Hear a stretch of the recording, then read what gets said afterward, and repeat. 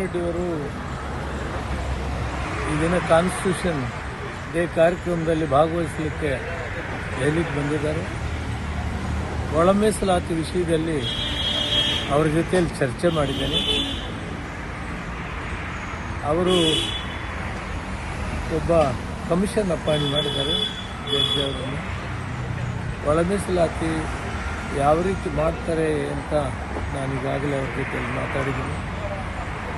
ನಮ್ಮ ರಾಜ್ಯದಲ್ಲಿ ಕೂಡ ಮಾನ್ಯ ಮುಖ್ಯಮಂತ್ರಿಗಳು ಉಪಮುಖ್ಯಮಂತ್ರಿಗಳು ಈಗ ಕಮಿಷನ್ ಅಪಾಯಿಂಟ್ ಮಾಡಿದ್ದಾರೆ. ಜಸ್ಟಿಸ್ ನಾಗಮೋಹನ್ ದಾಸ್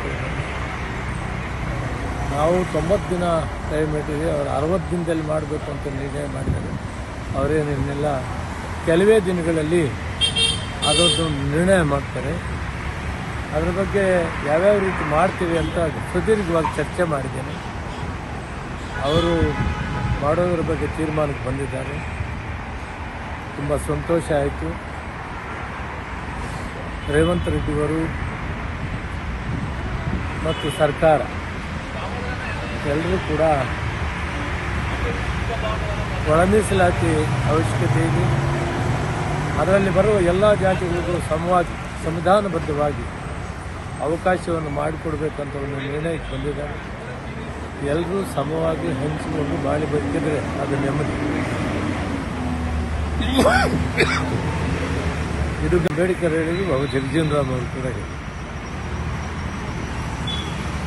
ಸಂವಿಧಾನವನ್ನು ಸಮರ್ಥವಾಗಿ ಮಾಡಲಿಕ್ಕೆ ಅವಕಾಶ ಮಾಡಿಕೊಟ್ಟಿದ್ದು ಗಾಂಧೀಜಿಯವರ ಮಾರ್ಗದರ್ಶನದಲ್ಲಿ ಪಂಡಿತ್ ಜವಾಹರ್ಲಾಲ್ ನೆಹರು ಅವರು ಬಾಬಾ ಸಾಹೇಬ್ ಅಂಬೇಡ್ಕರ್ ಅವರನ್ನು ಸಂವಿಧಾನ ಡ್ರಾಫ್ಟ್ಸ್ ಕಮಿಟಿ ಚೇರ್ಮನ್ ಮಾಡೋದ್ರ ಮುಖಾಂತರ ಅವರದೇ ಆದಂಥ ಅನುಭವ ಇದ್ದಿದ್ದರಿಂದ ಜಗತ್ತಿನಲ್ಲಿ ಅತಿ ಶ್ರೇಷ್ಠವಾದ ಸಂವಿಧಾನವನ್ನು ಭಾರತ ದೇಶಕ್ಕೆ ಕೊಟ್ಟಿದ್ದಾರೆ.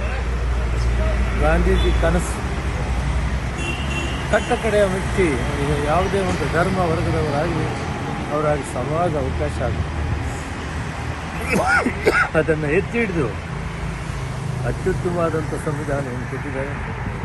ಅದರಲ್ಲಿ ಈ SC ಯಲ್ಲೇ ಇರುವಂಥ 101 ಜಾತಿಗಳು ಕೂಡ ಸಮವಾಗಿ ಹಂಚ್ಕೊಬೇಕು ಅನ್ನೋದೇ ಮೂಲ ಉದ್ದೇಶ. ಅದನ್ನು ಮಾಡೋದಕ್ಕೆ ಇವತ್ತು ಸುಪ್ರೀಂ ಕೋರ್ಟು ಒಂದು ಒಳ್ಳೆಯ ತೀರ್ಮಾನವನ್ನು ಅದರ ಆಧಾರದ ಮೇಲೆ ತೆಲಂಗಾಣ ಮತ್ತು ಕರ್ನಾಟಕ ಒನ್ ಮ್ಯಾನ್ ಕಮಿಷನ್ ಮಾಡಿ ಜಸ್ಟಿಸನ್ನು ಅಪಾಯಿಂಟ್ ಮಾಡಿದ್ದಾರೆ. ತೆಲಂಗಾಣ 60 ದಿನದಲ್ಲಿ ರಿಪೋರ್ಟ್ ತಗೊಳ್ತಾರೆ, ಕರ್ನಾಟಕ 90 ದಿನದಲ್ಲಿ ರಿಪೋರ್ಟ್ ತಗೊಳ್ತಾರೆ. ಅದರಿಂದ 75 ವರ್ಷಗಳಿಂದ ಶೋಷಿತರಲ್ಲಿ ಶೋಷಿತವಾಗಿರುವಂಥ ಸಮುದಾಯಗಳಿಗೆ ಒಂದು ನ್ಯಾಯ ಸಿಕ್ಕುವಂಥ ಕಾಲ ಬಂದಿದೆ. ಸುಪ್ರೀಂ ಕೋರ್ಟ್ ನ್ಯಾಯಾಧೀಶರಿಗೆ, ಮುಖ್ಯ ನ್ಯಾಯಾಧೀಶರಿಗೆ ಧನ್ಯವಾದಗಳನ್ನು ತಿಳಿಸಿ ಸರ್ಕಾರ ನಾವು ಆದಷ್ಟು ಬೇಗ ಮಾಡಿ ಈ ಜನರಿಗೆ ನ್ಯಾಯ ಕೊಡುವಂಥ ಕೆಲಸವನ್ನು ಮಾಡೋಣ.